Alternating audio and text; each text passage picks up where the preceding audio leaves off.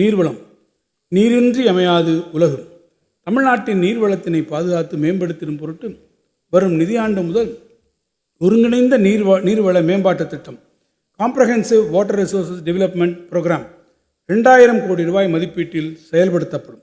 இத்திட்டத்தின் கீழ் புதிய நீர்ப்பாசன திட்டங்களை ஆய்வு செய்தல், புதிய நீர்ப்பாசன கட்டுமானங்களை அமைத்தல், ஏற்கனவே உள்ள நீர்ப்பாசன கட்டுமானங்களை புதுப்பித்தல், நிலத்தடி நீர் மேம்பாட்டு திட்டங்கள், வெள்ள பாதுகாப்பு மற்றும் தணிப்பு திட்டங்கள், அணைகளை மேலாண்மை செய்யும் திட்டங்கள், கடலரிப்பு தடுப்பு திட்டங்கள் மட்டுமின்றி அனைத்து நீர்நிலைகளையும் புனரமைத்து மேம்படுத்தி உரிய முறையில் பாதுகாக்கும் பணிகள் மேற்கொள்ளப்படும்.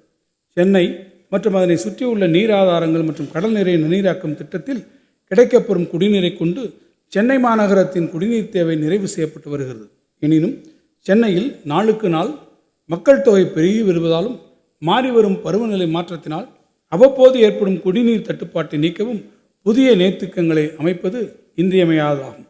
இந்த வகையில் சென்னைக்கு அருகே அமைந்துள்ள கோவளம் உப வடிநிலத்தில் பருவகாலங்களில் கிடைக்கும் வெள்ள நீரின் ஒரு பகுதியை செங்கல்பட்டு மாவட்டம் திருப்போரூர் வட்டத்தில் பழைய மாமல்லபுரம் சாலை மற்றும் கிழக்கு கடற்கரை சாலைகளுக்கு இடைப்பட்ட பகுதியில் 4375 ஏக்கர் அரசு நிலப்பரப்பில் சுமார் 1.6 TMC கொள்ளளவில் ஆண்டிற்கு 2.25 TMC அளவிற்கு வெள்ள நீரினை சேமிக்கும் வகையில் சென்னையின் 6வது நீர்த்தேக்கமாக புதிய நீர்த்தேக்கம் ஒன்று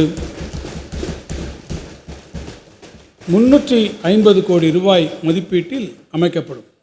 இத்திட்டத்தின் மூலம் ஒவ்வொரு ஆண்டும் கிடைக்கக்கூடிய 170 MLD குடிநீரை கொண்டு சென்னை பெருநகர மக்களின் குடிநீர் தேவை குறிப்பிடத்தக்க அளவில் நீண்ட காலத்திற்கு நிறைவு செய்யப்படும். இந்த வரவு செலவு திட்ட மதிப்பீடுகளில் நீர்வளத்துறைக்கு 9460 கோடி ரூபாய் நிதி ஒதுக்கீடு செய்யப்பட்டுள்ளது.